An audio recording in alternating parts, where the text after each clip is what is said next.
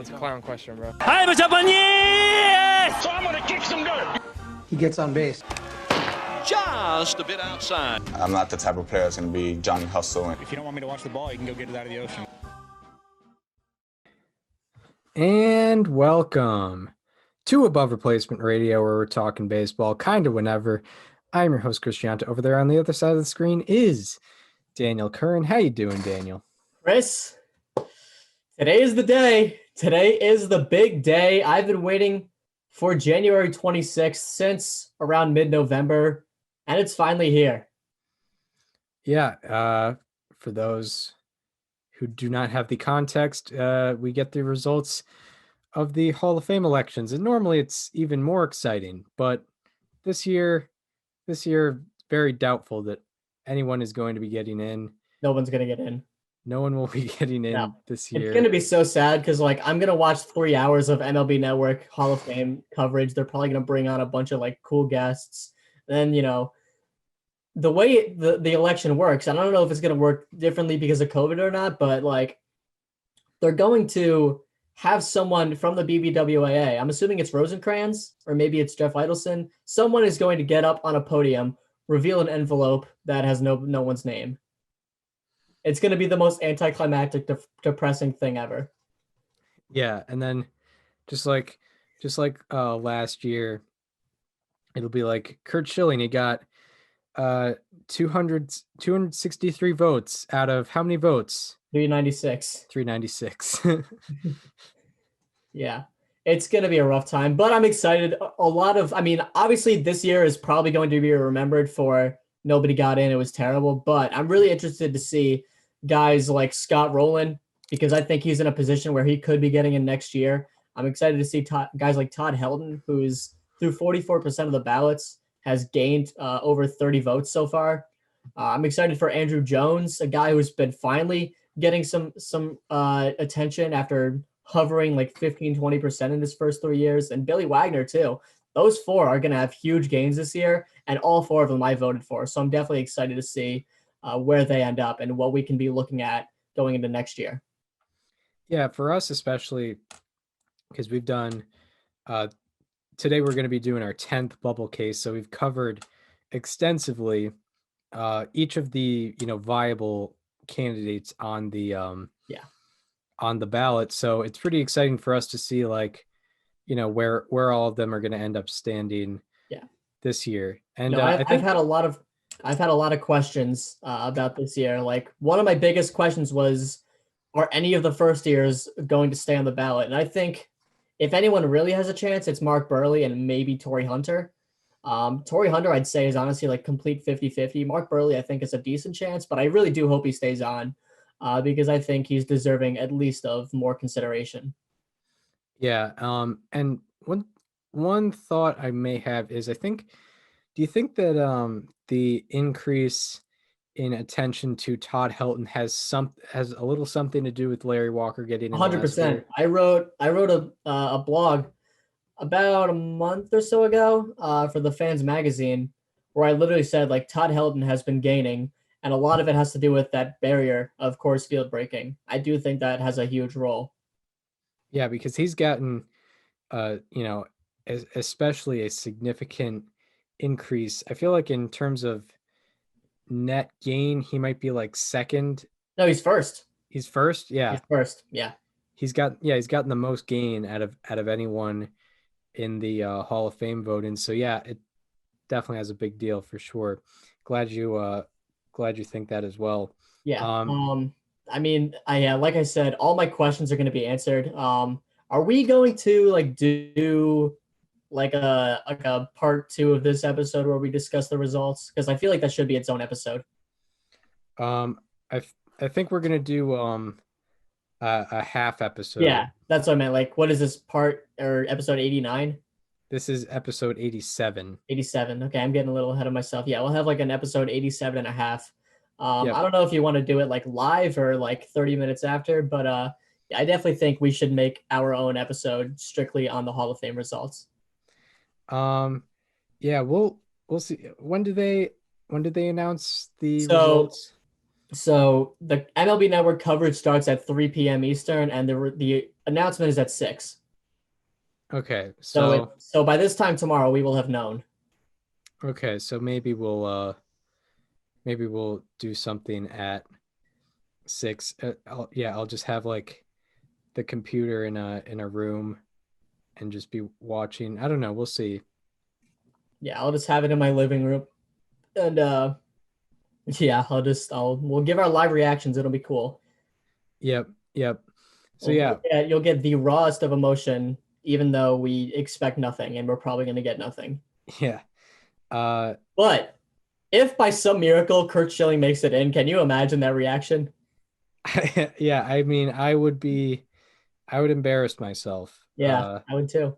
I would embarrass myself on that. Yeah, it would be absolutely shocking if What if Scott Rowland just runs the table on the non-public ballots? Sneaks in like 76%. If Schilling was netting negative and then randomly got 21 gained votes from the people that suck. Yeah, I would tell my parents to get champagne so I could pop champagne for the celebration. Yeah, I would give it about a 0.025% chance that happens. Yeah, so that's 25 times out of 10,000. Sure. So that sounds impossible enough. So that's the chances of Kurt Schilling getting into the Hall of Fame in 2021. I feel like he might be able to get in 2022, but this year doesn't seem like. Yeah, I'll explain. So I did a lot of digging on the potential Veterans Era Committee or the Today's Game Era Committee, and I'll be explaining that on next show because I think it's very important that a lot of people understand what might be going on after next year's go around. So if you want to hear that, tune into episode 87 and a half. Yeah, for sure. We'll have something up in our next half episode. And speaking of the Hall of Fame, and I guess it brings us to another down note. We've been losing a lot of Hall of Famers, and one of the biggest ones out there still living today, for sure a top 3 living ball player. Hank Aaron passed away on Friday. Was it Friday? He passed away at the age of 86. He had the home run record for 33 years. And it's a very big deal in the baseball community. Yeah. Obviously that news was what I woke up to, which was, it's heartbreaking. I mean, the man's obviously 86 years old. It's not like this was, I don't know what the cause of death was. It could have just been natural causes. But obviously it's unexpected, but it's still not like, I don't know. How am I supposed to say this? It's not an absolute tragedy. Yes. Yeah, that's what it is. It's not, we didn't, lose someone too young. It wasn't, an automobile accident or someone getting cancer at a young age. He lived a great life. Yeah, and full life. He lived a great life, and it's not to say it isn't a big deal at all, but yeah, like lived a full life, made a great impact on the baseball community, and it's more of a celebration of the life of Hank Aaron. Hank Aaron left a legacy that I feel like baseball fans can genuinely embrace and enjoy for what it is. Baseball obviously doesn't have the cleanest background when you look at the past. Obviously, for 70 years, people weren't allowed to play the game because of the color of their skin. And even when integration did happen, you had to be at a higher standard to prove that you could play with the other guys if you were born with a different skin color. And as ridiculous as it sounds, that was the reality. And Hank Aaron was one of the guys that really broke through and what became a black baseball icon. I mean, he was one of the very first ones. He was right up there with guys like, Robinson, Mays, Doby, and he was a guy who was the perfect model of consistency. He hit at least 10 home runs in all 23 seasons that he played in the big leagues, Chris. There was never a single season where he wasn't an efficient player. He was efficient at age 20 and he was efficient at age 42. And he led the Braves to a World Series when they were in Milwaukee. He also became an icon for Atlanta in the Deep South, nonetheless, which was it's kind of one of the more impressive things is that, in the 70s in the Deep South, he became an icon as an African-American figure. Yeah, he was definitely he was a great figure, and partially, and it was partially due to him being, just a model citizen, model player, very easily likable, never really did anything wrong during his career. And yeah, that's Hank Aaron's life and career.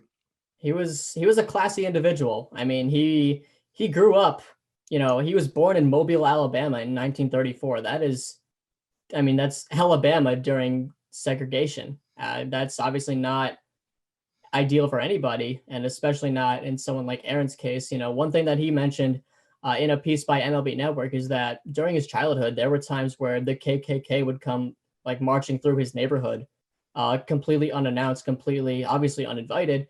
And he would have to hide under his bed with his 7 siblings to, in fear for his life. This was as a child. This was, you're learning how life works. And all of a sudden there are these people here that hate you because of something you can't control and something that doesn't make you any less of a person. That's what Hank Aaron grew up with. And it kind of followed him all the way through. You saw the amount of hate mail that he got during his career, especially when he was going to break Babe Ruth's record. He mentioned he got 3,000 hate letters a day, and it was death threats. It was people saying, if you break the Babe's record, I'm going to find you and I'm going to shoot you. I'm going to sneak a gun into so-and-so stadium. On this day, you're going to be at this ball field and you're going to die. He faced that every single day. Can you imagine how exhausting that is for at least 50 years of your life? And it probably didn't even stop there. Obviously it probably never really stopped for him, even though that it became, less and less acceptable through time. It probably always ran with him, and he pushed through, and it never publicly seemed like it bothered him, which is incredible to me. Yeah, it was a big challenge for him because, Robinson broke the color barrier. Doby and Mays came after him, but Aaron was going after the most prized record in sports. In sports. Yeah, probably in sports, especially at the time in the 70s, going after a record that was about almost 40 years old. It was 37 years old, yeah. Or the record was about 40 years old because Ruth retired in 1935. Mm-hmm. So, yeah, and he went after that record in 1974, so it was very cherished.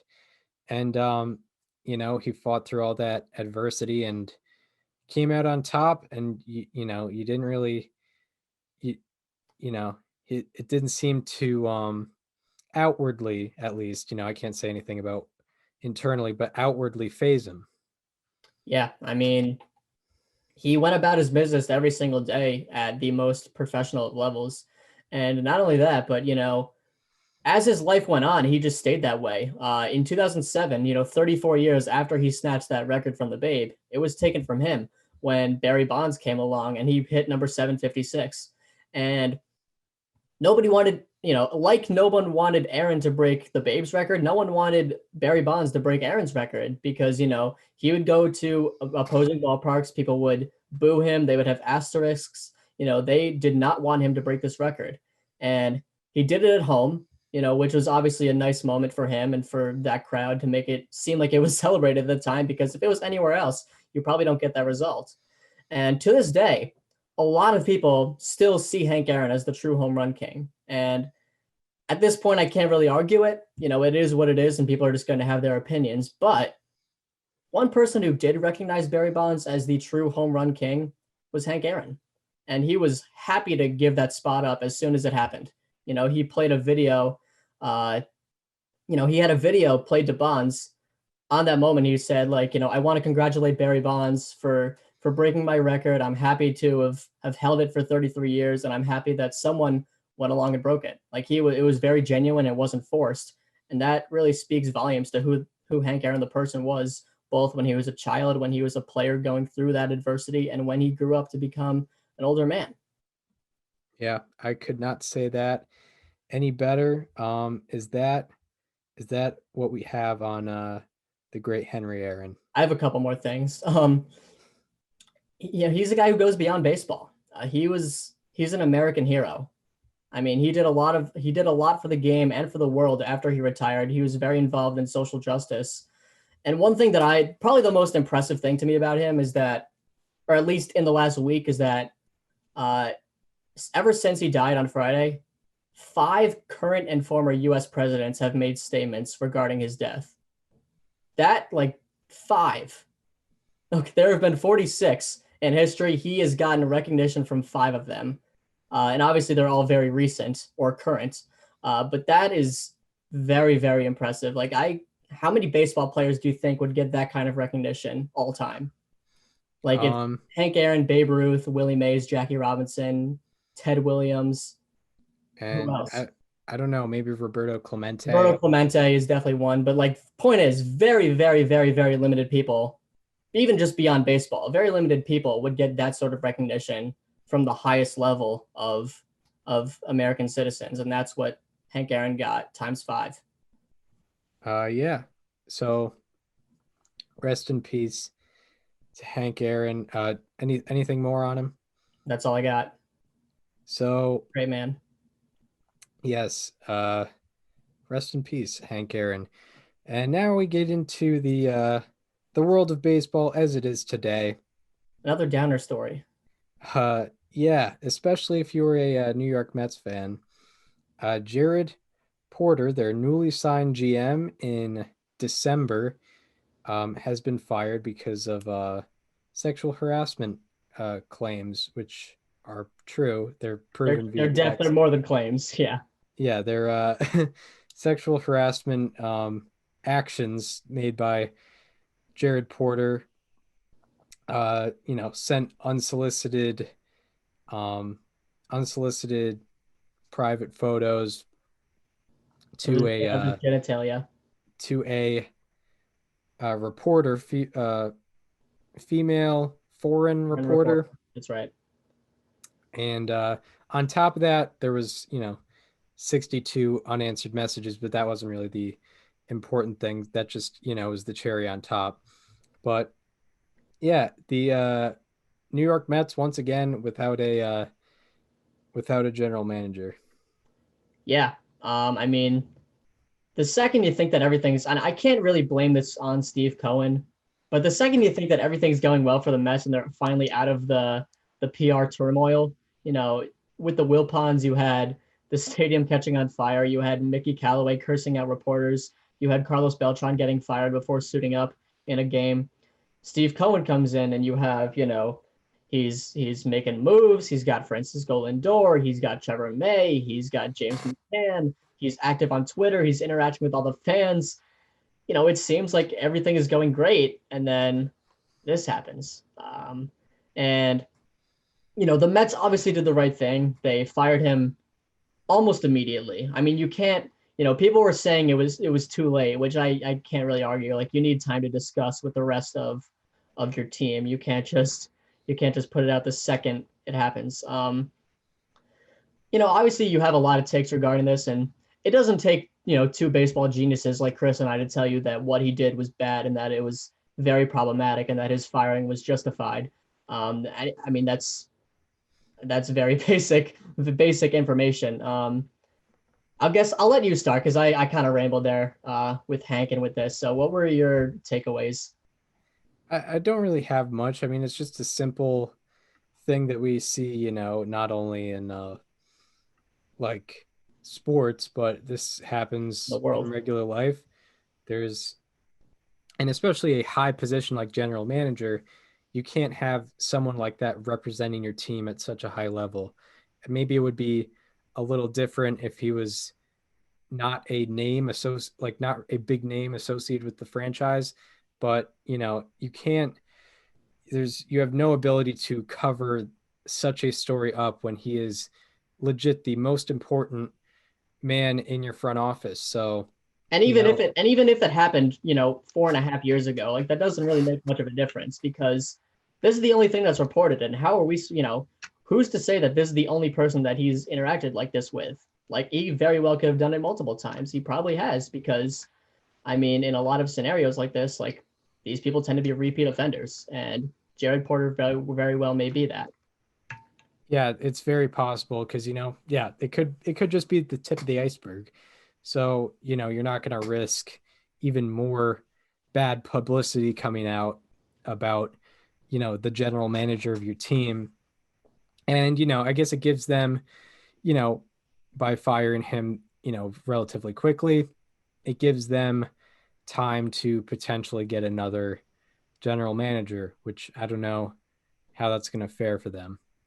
I mean, they obviously just had an interview process. They can very easily call back to whoever was the runner-up. Yeah, and That shouldn't be. I believe it was Zach Scott. I think it was the runner-up. he has not been hired by anybody else. Not yet. But yeah, um, this has obviously caused kind of a chain reaction throughout the baseball industry, where you had, I read a bunch of other stories after that. It was our good friend Jeff Passan who had the article along with Mina Kimes over at ESPN, and ever since that, there's been a lot of other people coming out. Brittany Giroli from The Athletic, I believe it was the next day, talked about an experience she had with an Orioles player in 2012 where something like this happened. And, we as fans, we can't really know how much of this is truly out there. And from what we've all heard, like Porter seems to be the tip of the iceberg. And in an industry that has been going through sort of a culture shift where in the last 2 months, we've had the first female GM get hired. We've had the first female coach get hired. You can't have people like this in big positions. Yeah, and it's not even, a gender line really. It's just you No. can't have people doing this to anybody, either direction, obviously. And, obviously, it's just disproportionately a issue like Porter's. But yeah, you just can't, you can't have things like this happening in your organization, especially with I guess, it wasn't in the organization at the time, but you can't have a representative like that at the top. No. I mean, I don't really have much else on the subject, really. Yeah. Trying to think because I definitely had something else. What did it have? Oh, okay. So obviously this is like, it's problematic. That goes without saying. But I mean, if you really dig deeper into it, it only gets more and more messed up. I mean, the fact that this is a foreign reporter who was just getting used to like American culture and trying to like fit in more. I don't know if you read too much into the column, Chris, but like he was basically trying to convince her that like, sending like unsolicited pictures like that, not the explicit ones, but like being overtly forward like that was like completely normal in American culture, which I don't think it is to the extent that he was trying to push it. And not only that, but normally when you experience like workplace harassment like this, you can go to human resources and they'll sort it out. That doesn't exist between a journalist and a source. And when you're a journalist and you have a source acting that way, you can't really say anything because you need them to be able to do your job, and you can't report them anywhere to stop that behavior. So at the best case scenario, you're losing a source. So he kind of, in a position of power between the two of them, took advantage of that. And also just the fact that she was, trying to get in with the culture. Like that's extremely messed up. Yeah, that is the creepy thing is, Yeah. he persuaded this person that doesn't really know about, American culture or its communication level, and, persuaded her that what he was doing was normal. That's that's very manipulative, which is that's obviously creepy, goes without saying. Yeah. So bottom line, fellas and ladies too, but disproportionately it is very one-sided. But fellas, don't do this. If you're talking to someone who you have interest in, but that isn't reciprocated, I've been in that position before, and it isn't fun. But save face and walk away. Yeah, exactly. Don't. First of all, limit the unreplied messages to about 5, maybe. Even that might be extreme. Like if I text someone like 2 or 3 times, start feeling weird about it. Like I don't know how you could go to 62, and I don't know how you could go 60 and then be like, you know what I need to do now? I need to send her a picture of my junk. That's gonna work. Yeah. I don't understand how someone's brain operates that way. I mean, maybe one time the 60-second message got him a reply. He beat Maris. Maybe that's it. Maybe someone made him put in the work, but he beat Robert Maris's record. We both highly doubt that. So rest in peace to Jared Porter's front office career with the Mets, and probably his career in a position of power in baseball. Yeah, especially a high position of power. He will. I would get. He'll probably work in another front office again.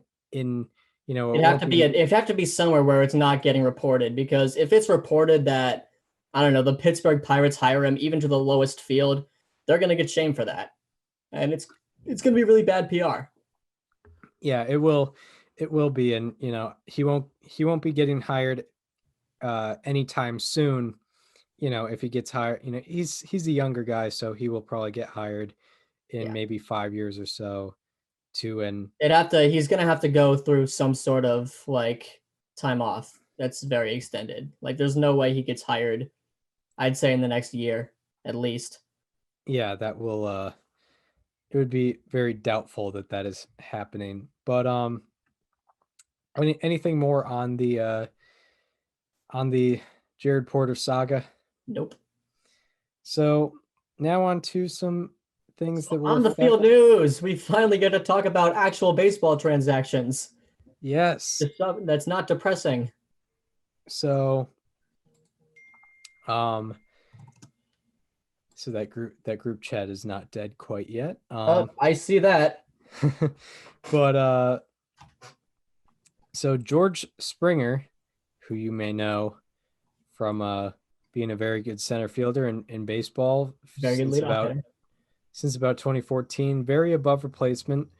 The first big pin to drop in free agency, signing a 6-year, $150 million deal with the Buffalo Blue Jays, or as they like to be called, the Toronto Blue Jays. I am very curious to see if they end up going back to the Rogers Center this year, because if they end up at Taillon Field again, I am banking on George Springer to put up like a 1075 OPS season, specifically at home. Because if you remember, I highlighted the Jays offense at Taillon Field because for whatever reason, it was just wild. Yeah, like more so than it ever was at Rogers. I'm trying to see if that continued significantly. It did. Park factor. Their park factor probably won't say much because they played some. It's only like 15 games they played there. Yeah, and they played they played home games at like Nationals Park and Camden Yards and all those stadiums. Well, no, I don't even think that counted though. Like at least on Fangraphs, it doesn't. All right, so real quick, I'm looking at his like career numbers at Rogers Center, or at least never mind, that's against the Blue Jays. It's not ballpark. Let me see. What are his numbers looking like at the old Rogers Center? Ooh, In 65 plate appearances, George Springer in the Rogers Center has a slash line of 358, 453, 604, 1057 with 3 home runs and 10 RBI. Actually, okay. So the Blue Jays definitely did very well at Solon Field. I'm trying to look at the other teams. Yeah, the Blue Jays had an 823 OPS at Solon Field, which is ridiculous for an entire team to have an 823 OPS. Their split OPS plus, or I lost it, but it was between 112 and 115. So it might say that, they're disproportionately good. They're disproportionately good at hitting at that ballpark, but hey, it might be a thing. I'm trying to find the league batting splits so that I can find the stats. But yeah, but anyway, before we get to that, George Springer, we talked about how Springer to the Blue Jays would make a lot of sense. Him investing in the long-term plan of the Blue Jays, they have a big core and very good core in, Vladimir Guerrero Jr., Kevin Biggio, Bo Bichette, Nate Pearson, Lourdes Gurriel Jr., and it's a long-term plan to make this team very good, and it makes sense that he's, going to be going there for 6 years. Yeah. Just looking at his Rogers Center splits here. In 2019, I know he only played 3 games there, so it's not exactly an ideal sample size, but in those 3 games, he had a TOPS plus that sets the standard for himself at 190. So he was 90% above average by his own standards in those 3 games at Rogers Center. And it's kind of continued throughout his whole career because his career TOPS plus in that building sits at a 148. So, it feels like a fit ballpark wise. This obviously changes up the whole dynamic of the Blue Jays lineup. It's obviously you're adding in one of the best leadoff hitters in the game right now, a guy you can plug in at that number 1 spot who might hit a home run. And if not, no, maybe he'll hit a double. And then you have guys like Bo Bichette behind him, guys like Kevin Biggio behind him, guys like Teoscar Hernandez behind him who are going to drive him in. I mean, that makes for a very easy first inning run for the Blue Jays. So in total, combined Blue Jays and opponents, the OPS is 775. So there's probably a factor there. Yeah. In terms of teams hitting at Solon Field. So yeah, that could be a thing. It is a minor league ballpark, so I imagine the dimensions would be a little smaller than. And if the Blue Jays should be rooting for COVID to run rampant in the United States. If you think about it. I don't know if it's a but not to the point where it cancels the season. Like just enough for Canada to not let them back in. Yeah, I guess. Was that I guess that was the issue. It wasn't. That was the issue because they're in a different country and Canada was like, yeah, we don't want all these teams coming in from the US playing our team and then having our team go out to the US and then coming back in on repeat for 3 months. And now we're gonna have to do it over 6 months. By the way, Cactus League thing too. Did you see that? Yeah. Get a little off topic, but I mean, a bunch of mayors of towns in Arizona signed basically I don't know what to call it, a form saying that they want the MLB to push back the start of the Cactus League because of COVID in Maricopa County, Arizona, which is where a lot of the teams train during the month of March, especially if I mean, I don't think we're going to have fans at spring training games, but if we're going to have all those teams down there, that does provide a little bit of danger, especially for the players. Yeah, I mean, we haven't had a situation in baseball since last spring training where, over 1,000 different people will be coming in for just, with players and staff will be coming into, these places, especially the Cactus League, where they're all near each other. All these facilities are near each other. So we haven't had a situation like this. So I guess it makes sense if they think it's a problem. It might have to be delayed. And we're kind of on the tail end. I'm not a virologist or anything, but we're on the tail end of holiday cases making everything spread. So maybe it might change after a couple weeks, but it's a bad sign. Yeah, it's not good. But anyway, George Springer, you have anything else on him? By the way, he's had a wow, every season that he's been in the big leagues, he's had at least a 114 OPS plus. Yeah, and that's as a very good outfielder as well. You can pencil him in for at least like 25 jacks, an OPA. He's going to be 30% ish above league average. That's your leadoff hitter. That's what you're starting with. Yeah, and every season with at least 100 games has 2.5 BWAR. He has 3 5+ win seasons, 4 4+ win seasons according to Baseball Reference. Yeah. He was my center fielder in the impromptu current player draft, so he's good enough for that. Yeah, he is. By the way, I think going into last year, there was a big narrative that the Astros won't be able to hit anymore. They don't have trash cans. George Springer was probably the best offensive player from that core in 2019. He was just shy of a 900 OPS with an 899. This is a guy that can hit whether he knows what's coming or not. And he proved it last year, and now he's going to Toronto to do it some more. Yeah, it seems like it, overall, very good move.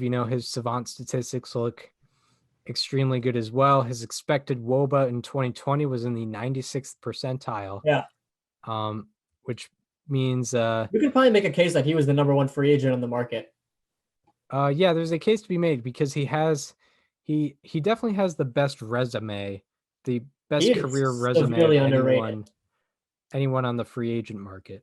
Yeah, over the last 2 years, a 284, 376, 576, 953 for a 147 OPS plus, 53 home runs in just 668 at bats.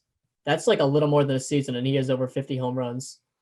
Yeah, and to go along with that, tremendous fielder. In 2019, he was in the 94th percentile in outs above average. Mm-hmm. That's a measure of how good you are in the field.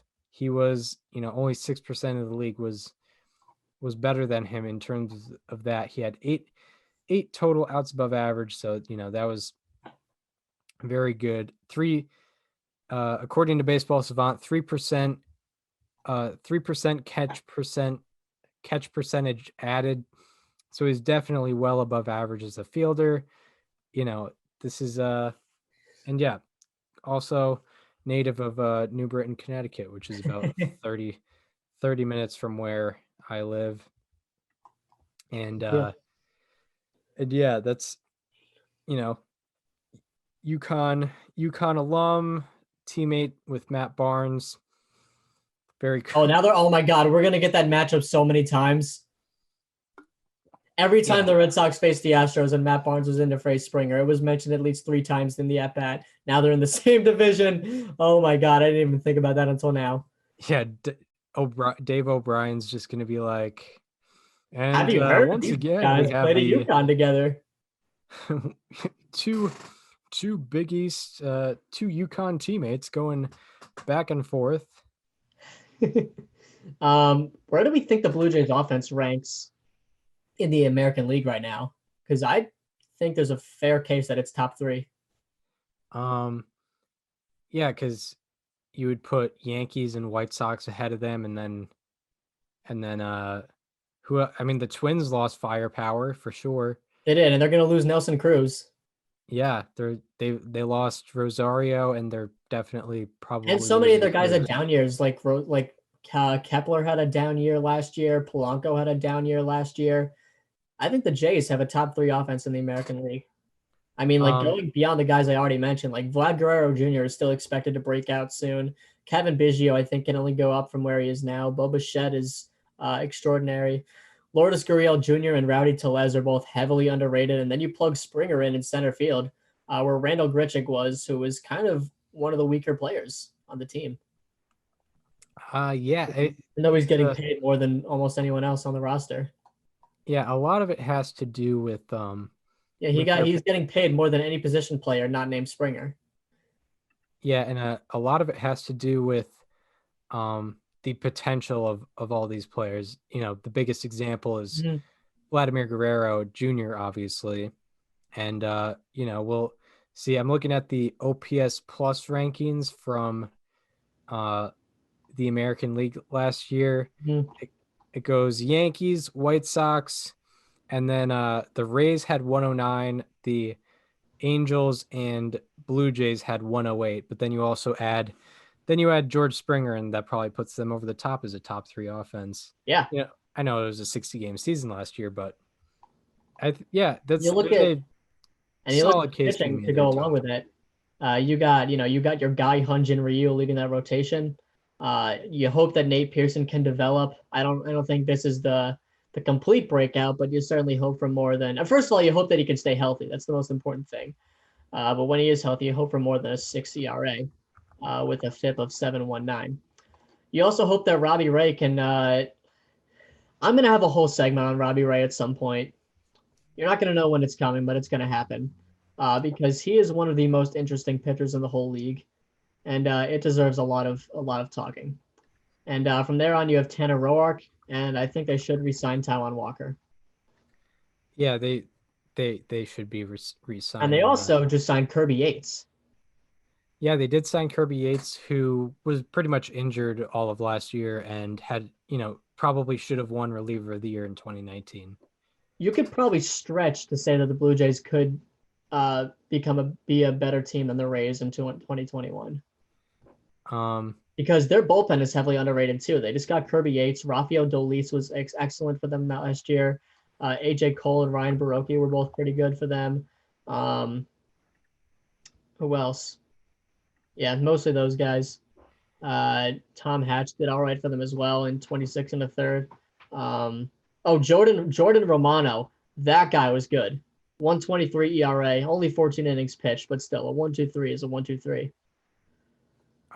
Yeah, I'm looking for the bullpen rankings. Yeah, Blue Jays were right in the middle of the pack, but also they were facing the lineups of the East, and now they have Kirby Yates, which were superior, and now they have Kirby Yates, which reliever shelf life is always questionable, but having a guy that probably should have won reliever of the year in 2019, you always like having that for sure. So that he's a guy, if he has 4 or 5 good appearances, can get slotted right into that closer role. And whatever happened to Ken Giles, by the way? Is he on the free agent market? He's a free agent, I believe.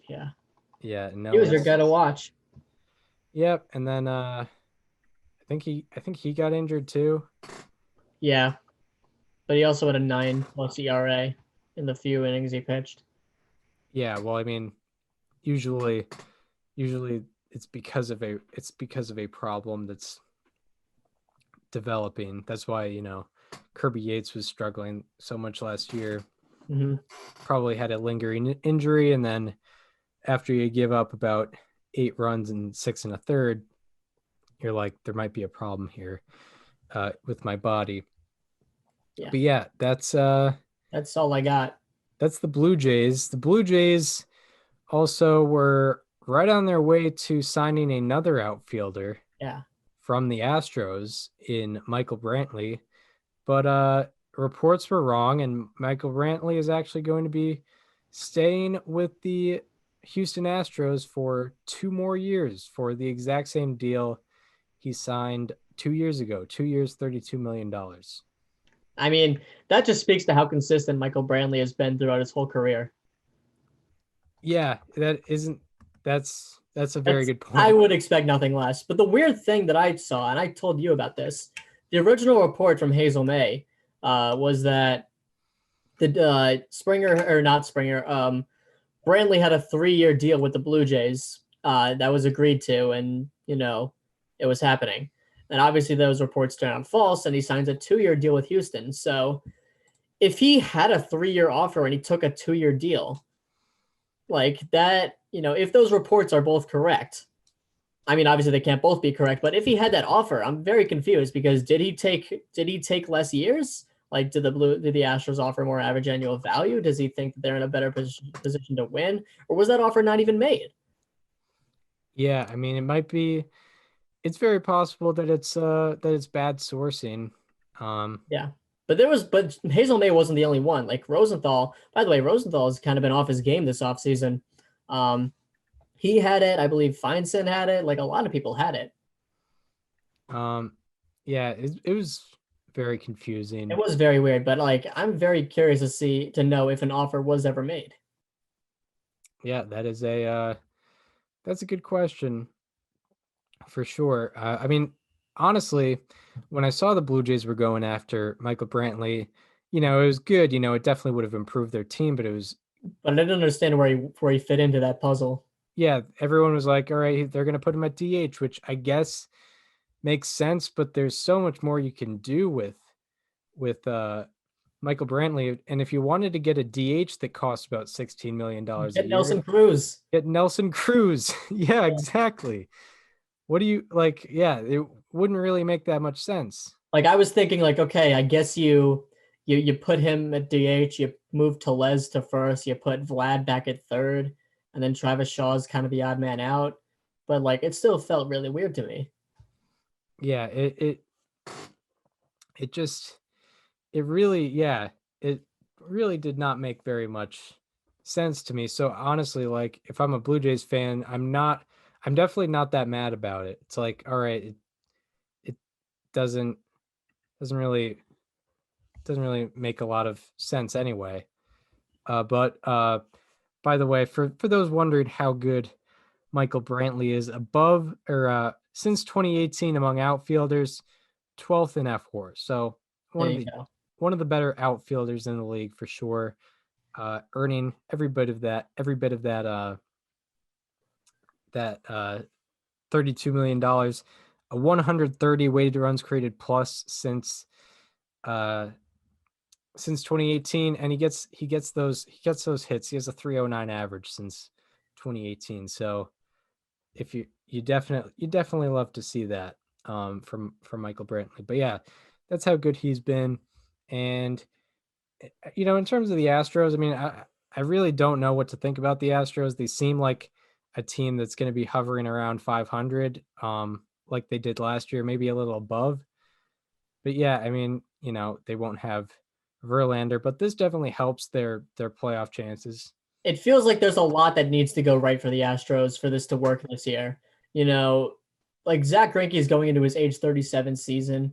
He like you mentioned on Slightly Alarming, he had a very slow end to last season, a very pitiful end at that. How much do you still trust Lance McCullers? How much do you trust guys like Framber Valdez and Christian Javier? Do you still think that they can go out there and perform like they did? And they're both still young, so that very well could be the case, but you're going to need that. You also need Jose Urquidy to step up. That's our guy.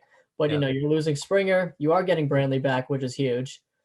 And the A's are kind of, they're losing probably Simeon, and they already lost Hendricks. So that's a team that obviously on paper isn't going to look as good. The Astros, they needed a chance to salvage this opportunity, and that's what you get Michael Brantley for. You don't want to lose 2 starting outfielders in one offseason. Yeah, definitely not. Very good. Yeah, definitely a very good move on the Astros end, because also Josh Reddick's a free agent too, so that'd be 3 outfielders you're losing. Yeah, that is very true.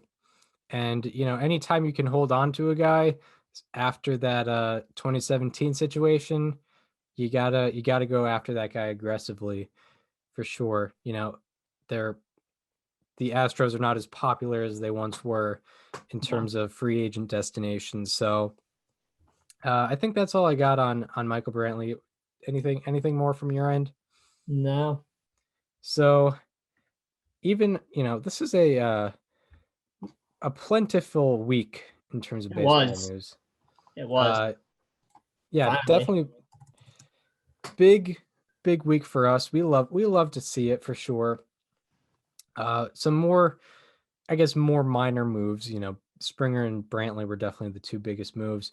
But something that especially educated baseball fans like us, something that sort of flips our gears is a Pirates pitcher gets traded, Jameson Taillon, this time being traded to the New York Yankees, who desperately need some desperately need some starting pitching help. I guess they did get Kluber, but yeah, they need some guys behind Cole, and This is your number 2.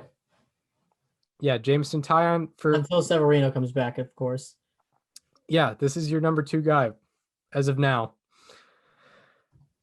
This move is huge for so many reasons. I've taught, Jameson Taillon in his last full season in 2018. I know it was long ago, but you still look at a guy with a 3.20 ERA and 191 innings pitched.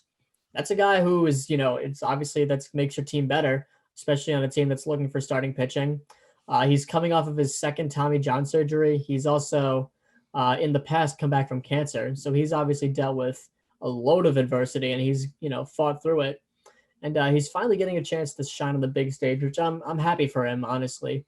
And one of the main reasons this move is huge, obviously, is you provide support behind Garrett Cole. But with the depth you now have in your starting pitching staff, with Taillon, Kluber, you have guys like Devi Garcia and Clark Schmidt that still need to develop. You have Jordan Montgomery, you have Domingo Herman. That's 7 options I just listed out. That puts so much less pressure on Luis Severino to get back. And now they can, the Yankees can take their time with him and really make sure that he's healthy when he gets back and that he can perform at the way that he's capable of. Because you don't want to rush him back in a season where, you're probably going to be fighting for the division and you're definitely going to be fighting for a World Series. Yeah, that is a great point. You don't want Luis Severino looking at the standings, seeing the Yankees hovering around 500 for the first month of the season and saying, "Hey, I need to get back." Yeah, you have to get a good supporting cast there. And yeah, Taillon is that guy. And if I'm not mistaken, he should be completely good to go right away, right? I believe so, yeah. And I guess I'm excited for that comeback. Maybe the Yankees will have him on an innings limit for the season, but I mean he'll probably be able to play out most of a full season, especially while Severino's out. So I'm imagining, what if it's 120 innings pitched? I think that seems feasible, right? Yeah, it would make sense. I remember, I mean, I guess this was 9 years ago. Strasburg was on a 180 inning pitch count, so it's probably decreased. That was weird though. He didn't even really have that much of an injury problem beforehand, did he? At least not to this degree. Because I remember in 2012 they shut him down in the it was 2012. They shut him down at the end of the season to preserve him for future playoff runs. Yeah, I mean he had Tommy John in 2011. Okay, so I guess he did. Yeah, that was 2 Tommy Johns. Or I think Strasburg's innings limit was 160 because his 2012 innings pitch mark is 159.1. So it must have been around 160. So yeah, 120 is definitely feasible, especially 9 years later, where innings marks for pitchers definitely aren't as high, and they've decreased. And you have, a lot of bullpen depth. We'll get into that later as well, but you have bullpen depth that can back him up if he goes 5 innings, 2 earned. In that lineup, he's getting the win more times than not. Yeah, you don't need full starts out of him right away. And I guess that's also something that Kluber can bring, is Kluber is an innings eater. So if he's healthy, he should probably be able to eat up innings, and Taillon won't really have the pressure of trying to give the bullpen a relative night off. But yeah, and the Pirates got 4 prospects in return, none above number 15. 15 According to MLB.com. in the Yankees farm system. No one above the 15th best prospect in their system. So, I mean, I guess it's just a kind of a, trying to hoping one of them works out. I don't know. Yeah. I mean, they're all very young. The Pirates are, how long is Taillon under contract for? Okay, another 3 years. So actually, no. Wait, hold on. 2 years. Okay. So Taillon's under contract for 2 years.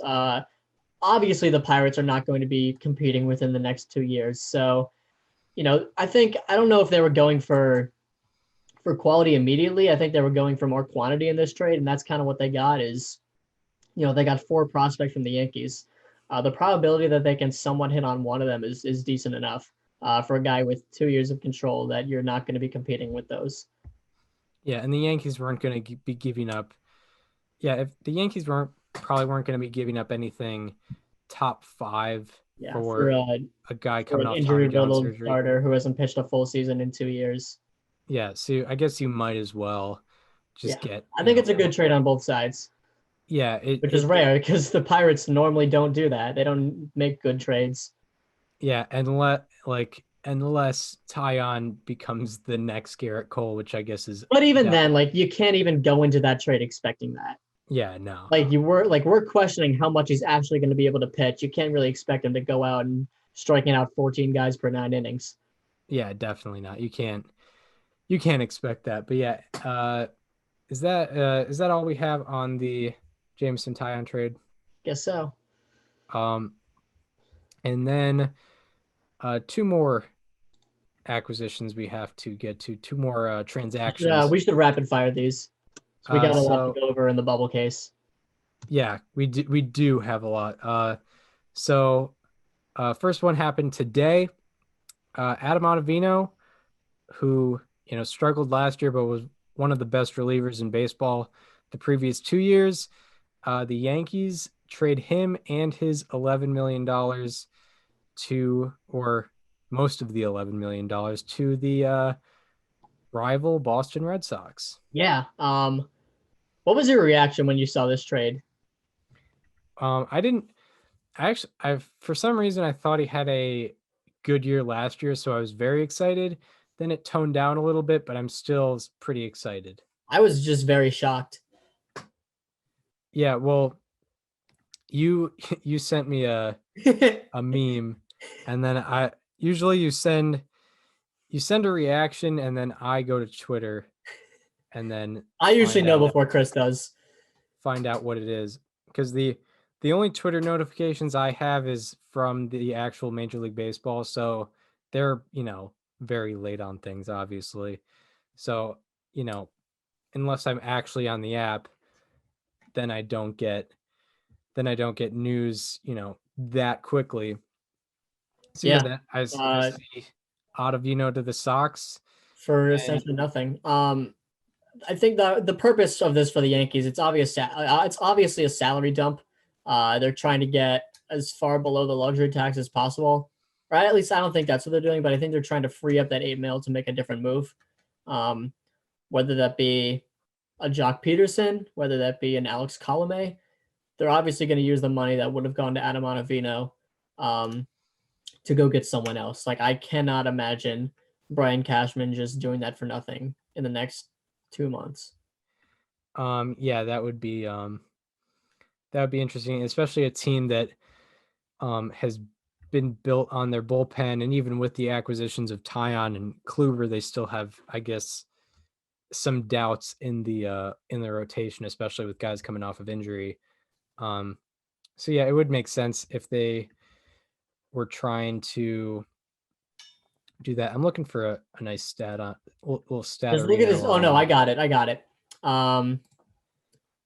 He's been one of the best relievers in the game consistently. Obviously last year, it didn't work out, but his peripherals were very good. With a 5.89 ERA, that went along with a 3.52 FIP, a 3, it's all mid threes with all of his peripherals, whether you want to look at his FIP, his xFIP, his ETSA ERA, his expected ERA, it's all It's all like mid to high threes. So this is obviously a guy that had a much better season than what he would expect from the ERA, and especially in a 60-game season. I think a lot of that was inflated by one bad outing. It was that one in Toronto where he gave up the grand slam to Danny Jansen. As I was saying, between 2019 since 2018, which was his final year in Colorado, he ranks 13th in Major League Baseball in reliever FWAR with a 3.4, 10th in strikeouts per nine with a 12.47, and 13th in ERA with a 2.61. So no matter which way you look at it, Adam Ottavino has been one of the best relievers in the league since 2018. He's on a contract year going into age 35 with the Red Sox. And this is one that Red Sox fans should feel happy about, even if it helps the Yankees get someone else. Like, it's a guy that's going to make your team better. Yeah, and he passes both our peripheral tests, FIP, expected ERA. He was pitching better than his ERA perceived him to be pitching, especially like it's hard to trust a full reliever season, never mind a 60-game reliever season where a guy pitched 18 innings, which is 2 ball games. Up until that outing against the Blue Jays on September 7th, he had a 3.55 ERA, and then it ballooned to 7.82. Yeah, and then for long-term things, you went to Fangraphs, I went to StatHead. Since 2018, he ranks 4th in reliever BWAR. It goes Hader, Hendricks, Lugo, Ottavino. So definitely shout out to Seth Lugo too.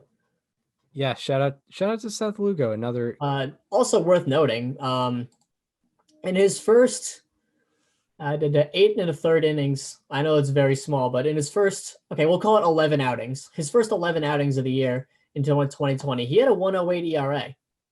And that was with 9 strikeouts and 8 1/3 innings. So there's no reason to believe that Adam Ottavino can't come back strong in 2021. Yeah, and looking for one more thing.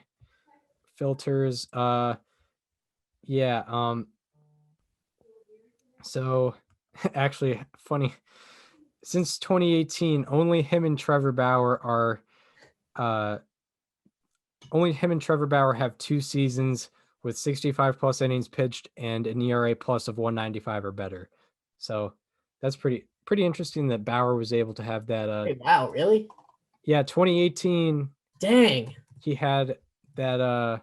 He had a very good season, but he did. I didn't know it was a 195 ERA plus. Is that? No, he had a 126. What? 196 ERA. That's wild. He had a 126 ERA plus and 196, 276. Oh, I was looking at I got mixed up. I was looking at 2019 with Cleveland. It was like I skipped over. Okay, yeah, no, you're right. He did have a 196 ERA plus that year. Wow. Yeah, shout out to Trevor Bauer joining Adam Ottavino as the only guy since 2018 to have 65 plus innings, multiple seasons of 65 plus innings pitched and an ERA plus of 195 or better. And they stay on the theme of having 2 really good ERA seasons and then 1 really bad one.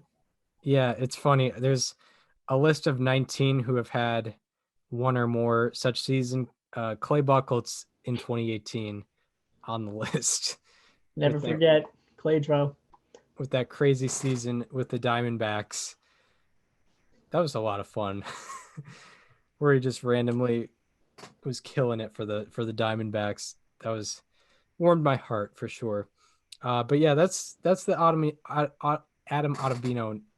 That's a name. That is a name. The double, and it's a slider.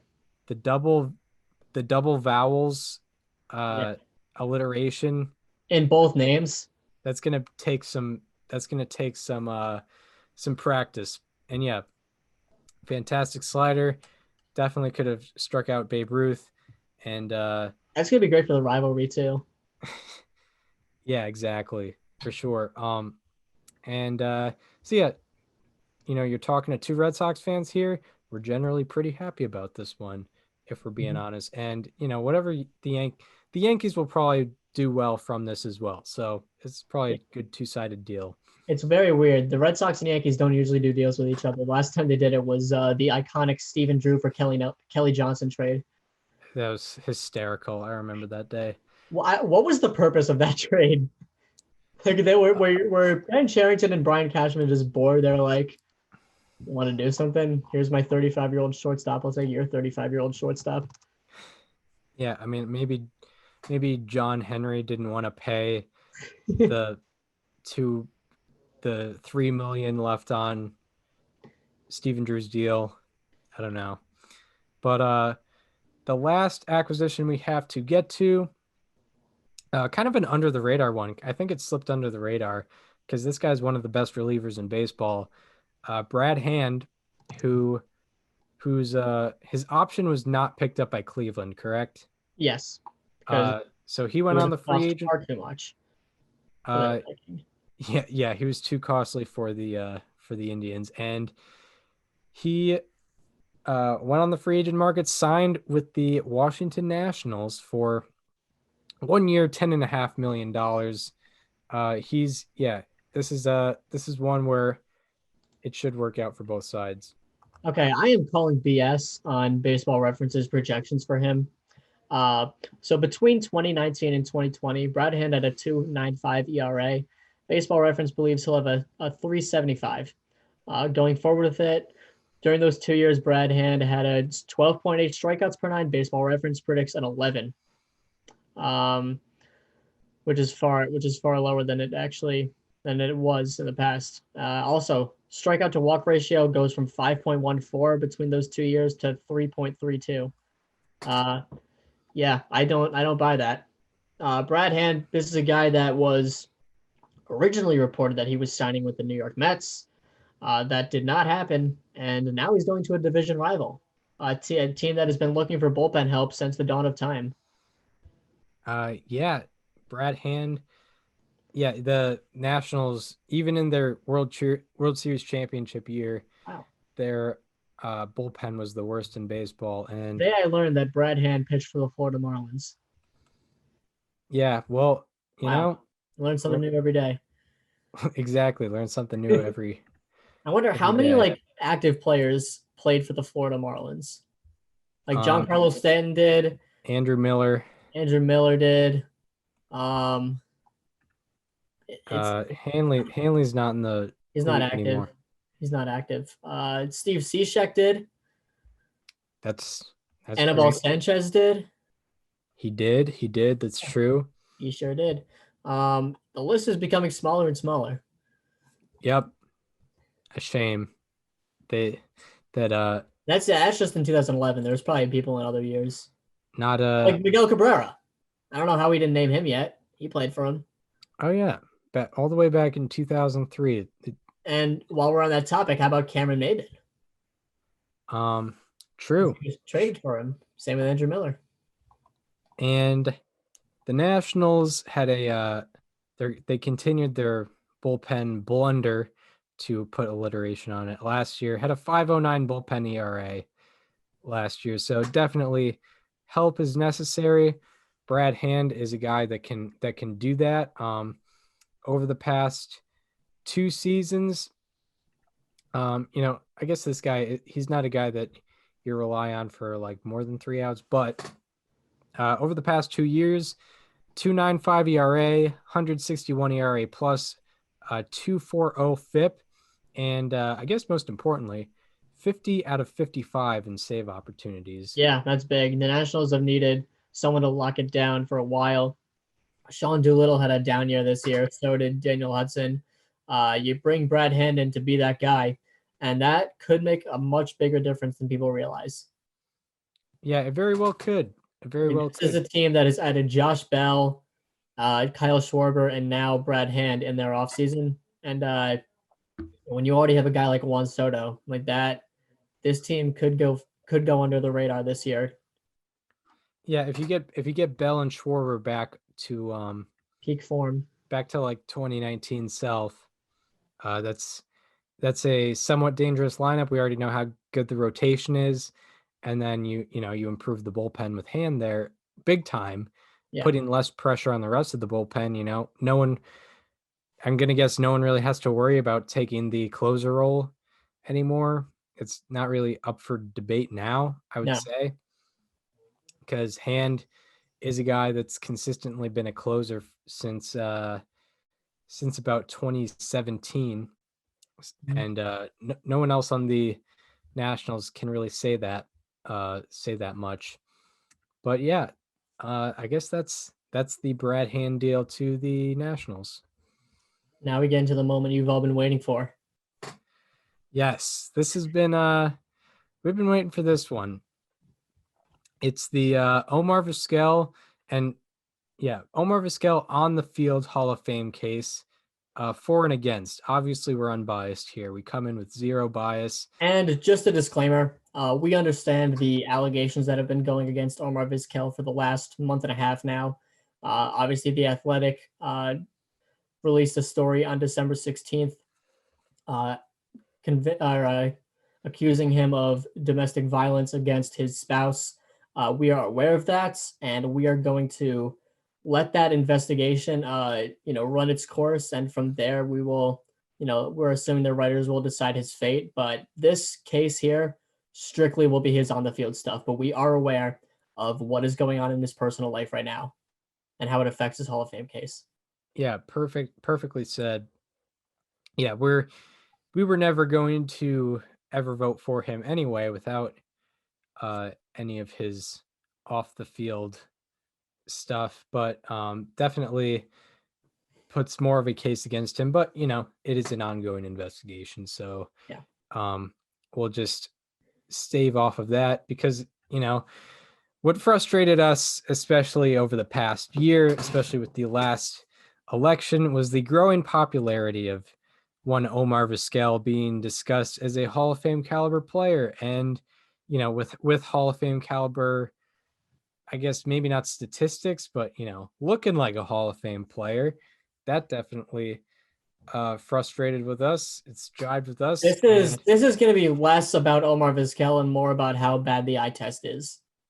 Yeah, and some people point out his stats, mostly his count stats.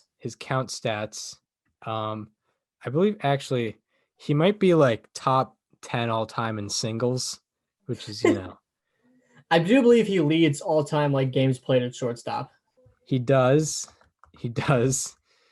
So one thing you can't argue about Vizquel in terms of Hall of Fame case, longevity. Had a lot of it, for sure. The guy just stayed in baseball for a very long time. Yeah. But yeah, we'll get into this. I just want to see if 17th all time in singles. All right. Well, wow. Top 20 at doing his job, getting on base via the single. You do your job.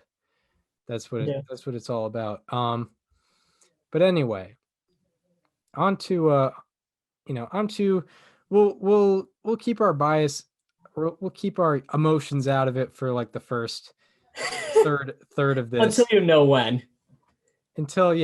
Because we did honestly provide a fair case for him. Yeah, and I didn't just do the cheesy. I included some sabermetric statistics. Yeah. He had 2,800 hits, and he had 11 Gold Gloves over 24 seasons played. One of the best players on defense there has ever been. He's up there with the great Ozzie Smith. He's a Hall of Famer, and I think Omar Vizquel should be a Hall of Famer too. I was looking at a YouTube highlight reel, and he backhanded the ball, and he threw it across the diamond like the great Derek Jeter, one of the best defensive shortstops ever, Derek Jeter. And it's just a pleasure that he is mentioned with the same names of the likes of which of Derek Jeter. Him and Rabbit Maranville. And Rabbit, is it Moran? I assume it's Maranville. More like Moronville, am I right? Got him. I gotta look for the name pronunciation. Do they have it here on Baseball Reference? Normally they do. I don't know if they do have it from dead ball players. There's there's really no video evidence that he actually existed. Yeah, who knows? But we'll get into Vizquel. So where he is at, he is on his fourth ballot currently in 2021. He got 37.0% on his first ballot, 42.8% on his second ballot, and 52.6% on his third ballot.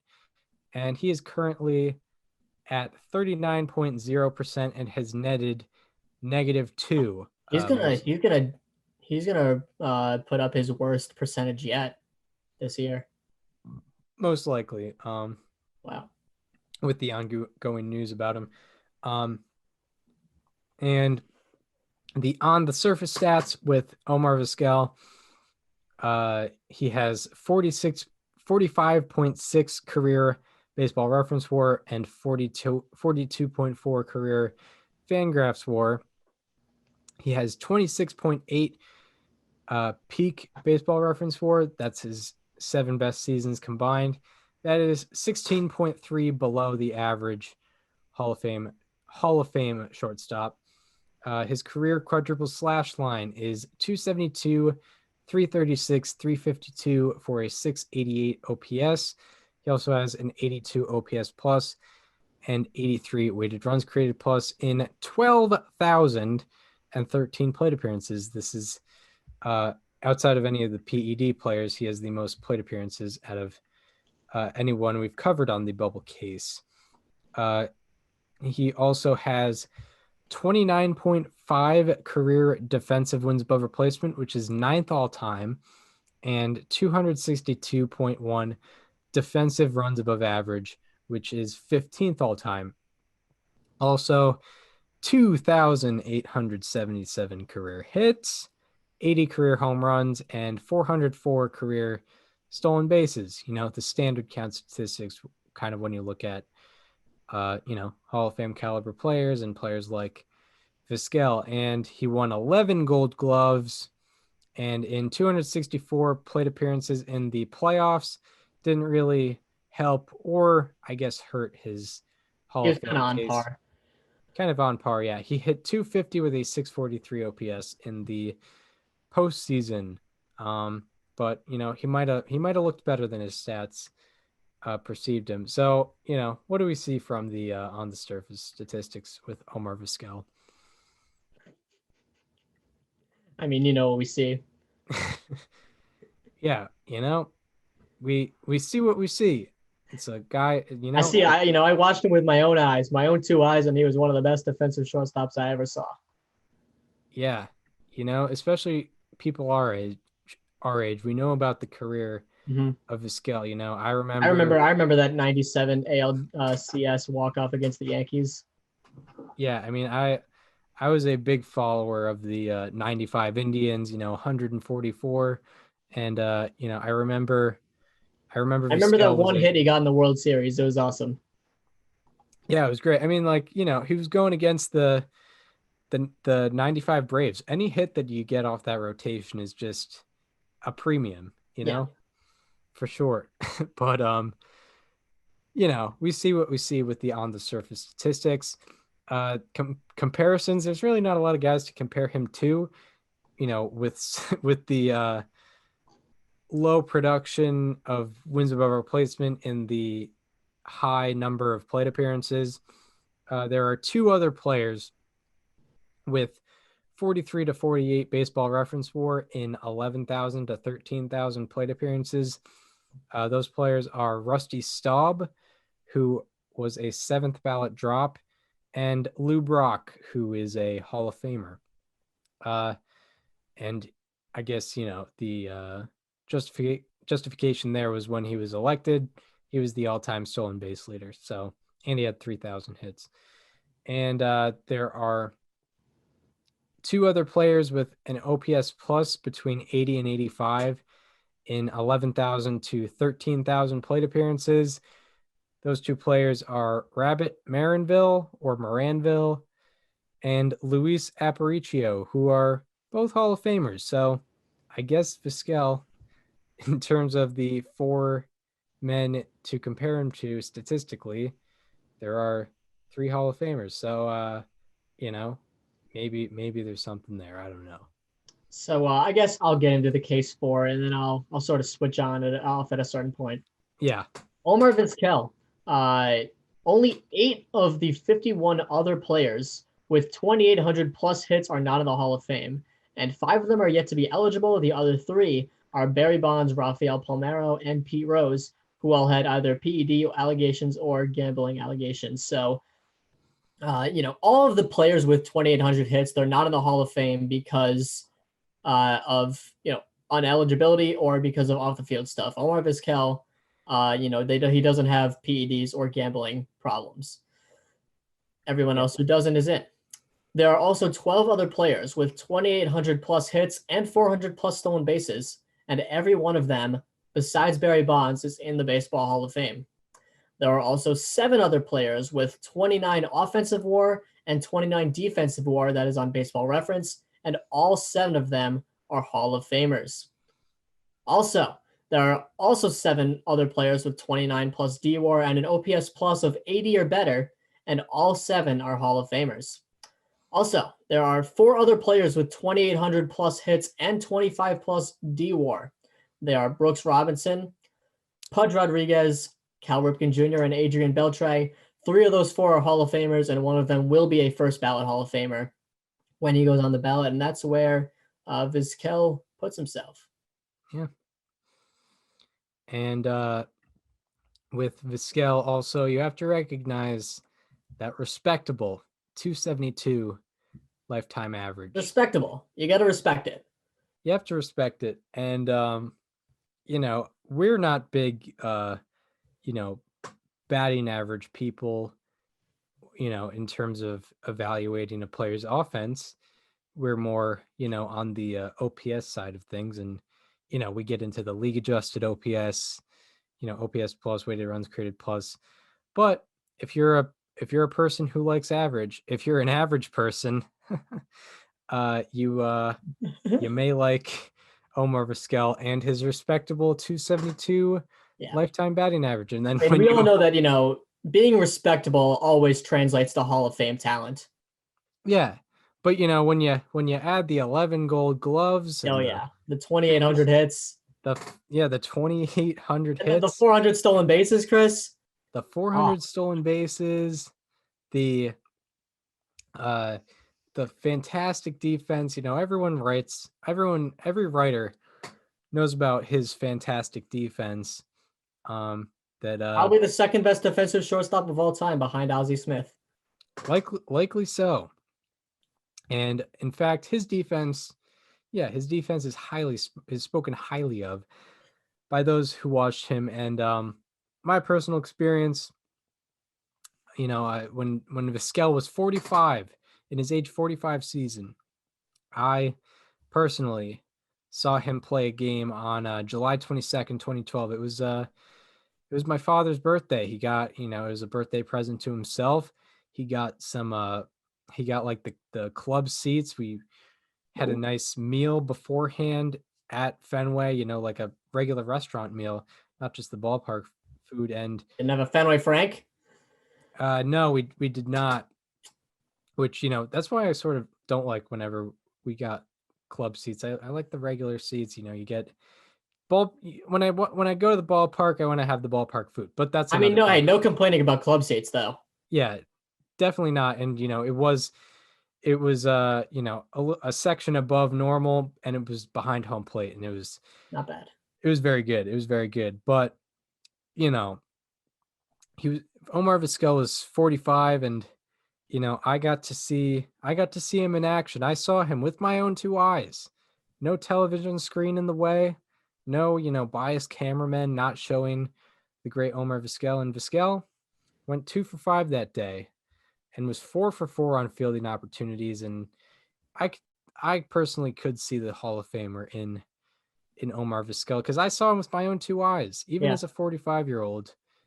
I really saw that. So, I don't want to leak my personal bias into this, but and the final thing looked really good out there. That's the case. When you added that to the prep sheet, I thought you were just making up a complete random game. And you were just like, yeah, I saw him on July 22nd at Fenway, and he went 2 for 5. Speaking of which, Out of the 9 hole. Yeah. Yeah. I was fortunate enough to actually witness an Omar Vizquel game as well. I'll never forget. It was on May 21st of the year 1999. Of course, that was his best year offensively. I went to a game in Detroit, or no, it was in Cleveland against Detroit. I'm sorry. He went 2 for 4 with 2 singles and a sacrifice hit. I mean, it was just pure bliss to see a guy like him out there. I was -1 years old. I'll never forget it. It was truly a special honor of mine to see the great Omar Vizquel in person. And seeing the guy sacrifice hit. I mean, the guy led his league in sacrifice hits 4 times. 4 times in 24 years. He led it 4 times. He led in sack bunts. We know what nobody was better at giving himself up than Omar Vizquel. Yeah, and you can't change my mind. He was a real team player, and that's what it's all about. Guys who get the job done. Vizquel was a guy who got the job done. So do you want to go into the case against? I hate to, but I think we have to. We have to do this every episode. We're unbiased. Like, listen, I didn't going the case against Billy Wagner. I didn't want to do that, but you know what? We had to do it, and we have to do it for Omar Vizquel too. Yeah, I didn't want to point out Curt Schilling's 216 wins and how everyone else. There's 2 other pitchers with 216 wins, and none of them are Hall of Famers. No, it pains me to speak illy of the fantastic wizard of Omar Vizquel. But you know what? We got to do it. Yeah. So that being said, he had a far below average wins above replacement and peak WAR on Baseball Reference and on Fangraphs for average Hall of Fame shortstops. He finished in the top 10 in B WAR once, never finished top 5, and same thing with F WAR. Only top 10 once in 1999. Never finished top 10 in F WAR. He also had 1 season with more than 4 B WAR or F WAR, and there has never been anyone elected to the Hall of Fame through the BBWA with 2 or fewer seasons with 4 B WAR. So that's not great. I'll let you. We'll switch on and off here. Yeah. All the other players with 2 or fewer seasons with more than 4 B WAR to get elected into the Hall of Fame. They were all, Veterans era committee guys. Most of them played in the dead ball era. And then, of course, there's Harold Baines there as well. We don't talk about Harold Baines. Harold Baines. This is a Harold Baines free podcast. I don't even know who you're talking about. In fact, I don't know who that is. I've never heard of him before. I've never seen him or his 31 B WAR. Honestly, I never even heard of him until 2018. No one had ever heard of him until 2018. Yeah. I do not know of a man who slashed 289, 356, 465, 820 over a 22-year career. Was a great guy, led the 83 Sox to the pennant, had a 38.7 B WAR. I've never heard of him. Yeah, it's not great. It didn't happen.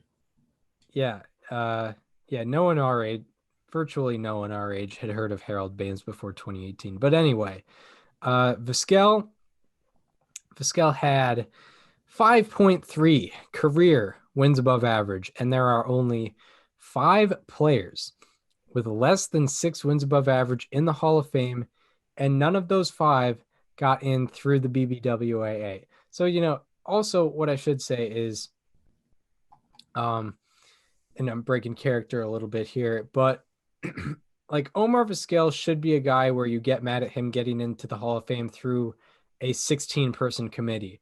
Yeah. Not a 400-person BBWAA vote. You don't really want that to happen. He seems like a guy where you get mad at him getting in through like a veterans era committee. The BBWAA is just, it's not consistent, obviously. He also only had 1 season with an 800 OPS or better. And in terms of average as well, only had 1 season with a 300 average or better, which is, the marker for being a very good player. And also, the last thing I'll say before turning back over to Daniel, never recorded a 200 hit season either. So, you look at all those 2,800 hits. There was no 200 of them that came in the same year. Nope. So now let's talk about his plate appearances, because a lot of people love to talk about his longevity. 12 12,000 plate appearances. That doesn't happen very much. In fact, there are 22 players, including Omar Vizquel, all time who have done that. Omar Vizquel, among those 22 players, he is last in the entire quadruple slash line with average OBP, slugging, and OPS. He ranks last among those 22 players in all of them. He also ranks last in hits, runs scored, and RBI. That's 7 different stats where he is the worst of the 22 players with 12,000 plate appearances. So you talk about the longevity, but he didn't really do much with it. Also among those with 12,000 plate appearances, his OPS plus is 30 points behind the next worst hitter, which means the next worst hitter was 30% still better offensively than Omar Vizquel. That is the 21st out of 22 hitters with 12,000 plate appearances. And I'll go 2 more. He is the 3rd worst OPS plus among 288 hitters of all time. Actually tied for 3rd worst, I should say. Among 288 hitters all time with at least 2,000 hits. So that isn't cherry picked at all. That is 800 hits below what he had. And once again, among everyone with 2,800 plus hits, he has the worst OPS plus by 23 points. Back to Chris. Yeah, and that's my thing with it is like, everyone with 2,800 plus hits is Hall of Fame caliber, but Omar Vizquel is so beyond far from the 2nd worst guy. It's not even close. So yeah, far from like the average guy with 2,800 plus hits. Never mind the next worst guy. Yeah, he is the outlier. Like he is the human outlier in all this. Absolutely, no doubt about it. So also Vizquel only got MVP votes in 1 season, and he ended up finishing 16th in that year. And that's also the BBWAA. So, that's where they had him during his career. Only one time getting MVP votes.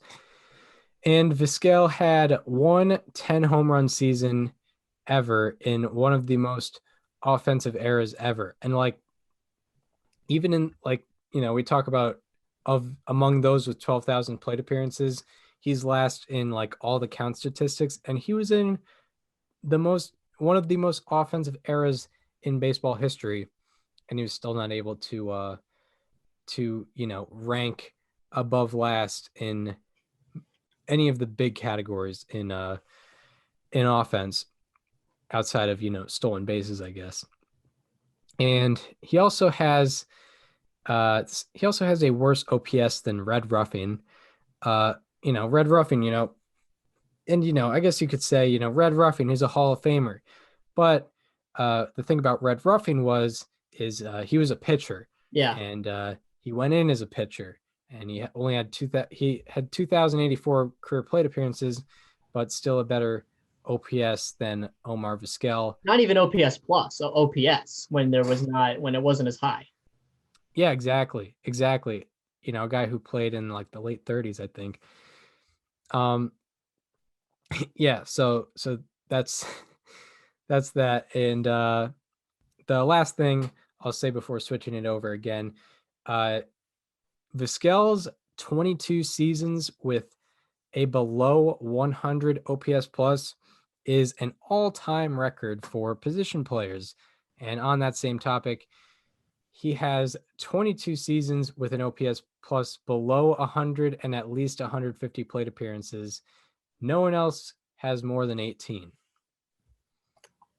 So now we're going to look over at Fangraph statistics, at least for this one.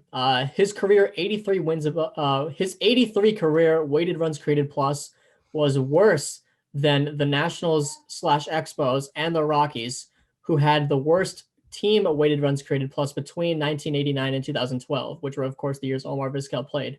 They were at 89. So even if Omar Vizquel played his entire career with the worst offensive team during his era, he still would not have made them better offensively. In fact, he would have made them even worse. And if he kept, this is my favorite stat probably that I've ever found. If Omar Vizquel kept playing forever, never retired, became immortal, and just kept playing, but he stayed on the exact same pace that he was on during his playing career, it would have taken him approximately 228 seasons to pass Barry Bonds in career home runs. He would have been like 260 years old, just still hacking away, trying to get number 763. Yeah, which is incredible. And it's not like he was hitting 340 either. No.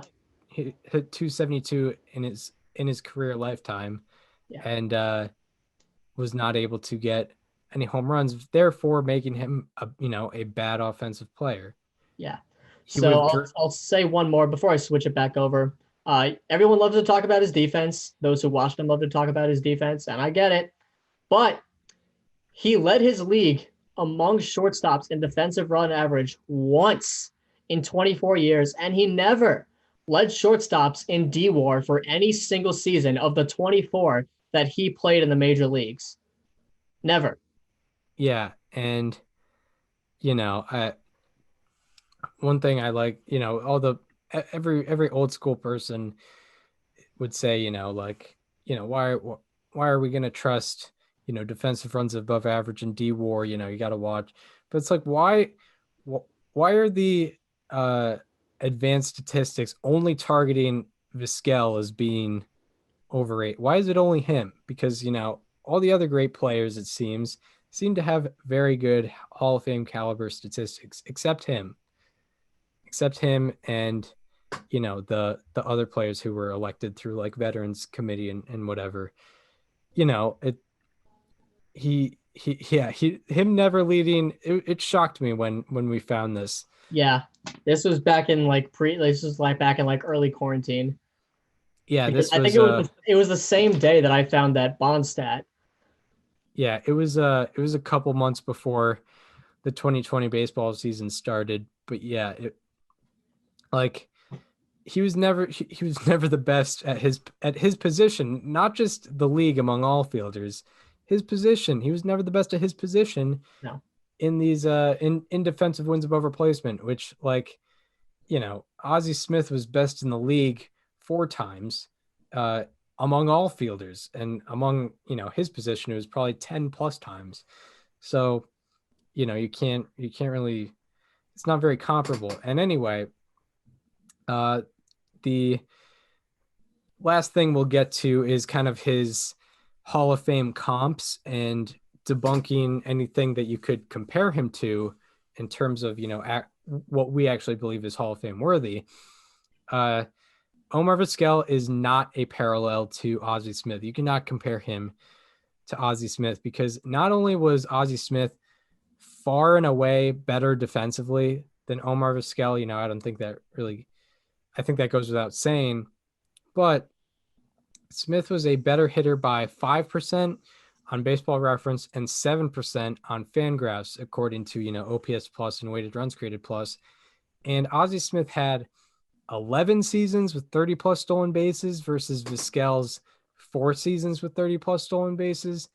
And Smith had a 55.2 BSR versus Vizquel's 14.3. BSR is the Fangraphs metric for the amount of runs you gain for your team via base running. So Vizquel Smith was almost 4 times the base runner as Vizquel over his career, according to that statistic, which, it says, it's not very comparable, because a lot of people might say, Ozzie Smith was, below average offensively, but he was still better than Vizquel. He was still a better base runner than Vizquel, and definitely a better defender than Vizquel. So that comparison cannot really be made. Another guy that, a Vizquel defender might another comparison of Vizquel defender might make is Luis Aparicio, who played in the 60s and 70s, a Gold Glove shortstop and a very good base runner, but not the best offense, not the best in the batter's box. Actually had the same exact OPS plus and weighted runs created plus as Omar Vizquel. However, Vizquel is still not a parallel to Luis Aparicio. Aparicio led the entire league the entire American League in stolen bases in his first 9 seasons in Major League Baseball. You know, that along with Gold Glove defense is insane. And Aparicio also has 53.1 BSR versus Omar Vizquel's 14.3. By age 30, Luis Aparicio was only 50 home run or 50 stolen bases shy of Omar Vizquel's career. Yeah, exactly. And like the 50s And I think by age 32, he broke it. Yeah, in the 50s. Yeah, by age 32, he had 417 stolen bases to Vizquel's 404 at age 45. And the 50s and 60s were not known not known with guys having large stolen base numbers. You know, Aparicio led the league with 21 stolen bases in 1956. Not as many players there were not a lot of guys stealing bases the way Aparicio was. You know, it was more common in Vizquel's era, so that's something to put against him. And the biggest Hall of Fame comparison you can make is a man who has been previously mentioned in this Hall of Fame breakdown, Rabbit Maranville / Maranville. I think it's Maranville. This is actually a legit comparison that you can make for in the case for Omar Vizquel. But you know, Maranville, he retired in 1935 and he was inducted in 1954 on his 16th ballot. So it's just and he was elected the year after he died too. Yeah, it was like, you know, sort of a pity thing, you know, to put it a little harshly, but yeah, it's not really a comparison you can make there because he played so long ago, and you know, all statistics point to that guy not being a Hall of Famer. But yeah, that's really the only Hall of Fame comp you can make is a guy who retired 85 years ago. I really wish Rabbit Maranville was never inducted. Yeah, then the case would be none completely against Vizquel. That's the one thing that I can't argue. Yeah, Maranville is the final boss. Like, I've gone through the defense, I've gone through the longevity, I've gone through the Ozzie Smith and Luis Aparicio comps. I can't get past Rabbit Maranville. Yeah, I mean the best comp you can make is that guy. So anyway, Omar Vizquel, woo! Hall of Famer. Yeah. So that's our that's the dismantling of Omar Vizquel's.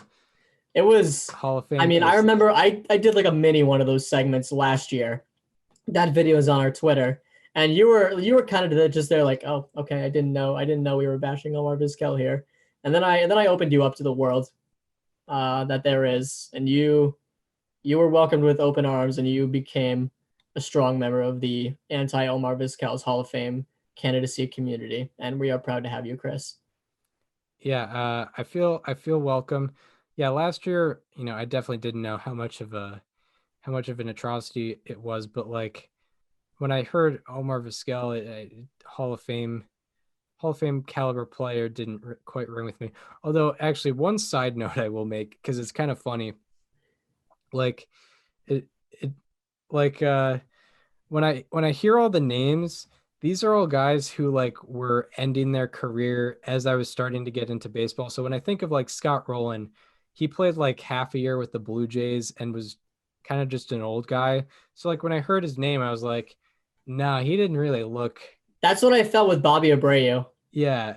And like, yeah, we saw, you know, Bobby Abreu at the end of his career, and like the Mets, and I was just like, what? Like when I started watching baseball, Andrew Jones was just like a fat pinch hitter for the Yankees. But yeah. I didn't know he was like I think it was 8-time Gold Glover or something, like 9-time Gold Glover. And Vizquel last year, he was just I saw him that one time at Fenway. He was a 45-year-old shortstop coming out of the 9 hole. So I was like, that doesn't really, like, I don't remember him being that great. But then, I looked at all the statistics and I could, defer right from wrong. And yeah, Vizquel, it's pretty wild that there's a case made being for him, I guess. Yeah. And when you look at how to actually evaluate baseball players, not just based on the amount of hits they have. Yeah. But yeah, I guess that's the end of the Omar Vizquel bubble the end of the case marathon breakdown. episode. Yeah, and that also ends our bubble case series. Wow. Oh, I'm not gonna lie, I had a really good time covering the Hall of Fame this year. Yeah, Like, this was I'll have a lot of takeaways tomorrow, but I think this is probably going to be looked at as a negative year for the Baseball Hall of Fame, but I will still remember this one quite fondly going forward. Yeah, for sure. And yeah, like, this was an important year to do it because there were no guarantees of anyone getting on, and there's I definitely don't know, what are we going to do next year? Yeah, next Like, year, I mean, we definitely won't go in depth, but it'll be more, we won't do the prep for it, but the episodes will live on forever, and we'll always, when we talk about, we can refer to them. we'll always refer to them, like when we talk about someone like Roland next year, we'll be like, we have a Hall of Fame breakdown on our YouTube page. Yeah. Unless like we have some sort of mind change about someone, like, I don't know, maybe like a Mark Burley, like say if we start looking into him more and we feel like we could have said more, like maybe we'll do that. But I don't know. I find it hard to believe that in a year, statistically, I will have changed my mind on any of these people. Yeah, that's sort of relieving to me in a way, because like my ballot for next year is almost set. Well, I still need to figure out, because like, I need to decide what I'm gonna do with Alex Rodriguez, because like, by definition of what I do with steroids, like he would be, he would fit into the criteria of he was really good with them, but like, is there a line to be crossed when you hire other people to interfere with MLB's ongoing investigation against you, when you lie on 60 Minutes, when you lie on multiple occasions, and when you do all the things that he did? I don't know. It's very tough for me to decide. So I really don't have any idea what I'm going to do next year. Yeah, but there's definitely a guarantee of eight players you'll have on that ballot. Yeah. And there's I don't even know which 8 though. Yeah, there's a kind of a guarantee with, at least like 6 of my players that are just definitely staying on the ballot. Yeah. And then like it'll be a toss up with who I'm dropping whenever the 2 big guys that come up next year, or if I, add whoever I add next year. So yeah, that's but yeah, in conclusion, that's our Hall of Fame breakdown series. Hope everyone enjoyed it. Yeah. They will live on forever, because a lot of these guys will be on for many years. Mm-hmm. Yeah, I mean, this was a lot of fun. The big day is finally upon us. If you're listening today, it might be later tonight. If you're listening tomorrow, it already happened, but you know where we stand on all these guys. We revealed our ballots last week, and I'm excited to see the results. I'm excited to see what the mid-tier level guys get to, who gains the most, what we're looking at for next year, who could be the closest to getting on their way in, how much will Bonds and Clemens and Schilling have to gain next year? How much could Schilling drop? How much could Schilling drop is a good one. How much is Vizquel going to drop? Is he going to go, like, he could honestly drop 20% from where he was last year. Yeah, that is a very real possibility. But yeah, that wraps it up on the bubble case breakdown series, and wraps it up on episode 87 of Above Replacement Radio. But there will be an 87.5. There will be an 87.5. So, you can get comfortable with that number for another 30 minutes or so of broadcasting. Yeah. So we hope you enjoyed this episode of Above Replacement Radio. If you are listening on Apple Podcasts or Spotify and want to watch us communicate these statistics and what have you, go to our YouTube channel and subscribe to our YouTube channel, and also watch the rest of our bubble case breakdowns that we've done. We did 9 others. Also, if you want to follow us on social media, follow me on Twitter at Chris_Gianta. Follow Daniel on both Twitter and Instagram at Daniel_Curran. And for all your Above Replacement Radio needs, go to our YouTube or go to our Instagram, the show Instagram. It is called Above Replacement Radio. And we hope you enjoyed this MLB news breakdown, everything going on in the baseball world, and our bubble case breakdown of the week. And we hope to see you on Thursday, where we're going to be talking about the life and career of Randy Johnson, and on Friday, where we're going to be talking about the story of the 2008 Rays. See you then.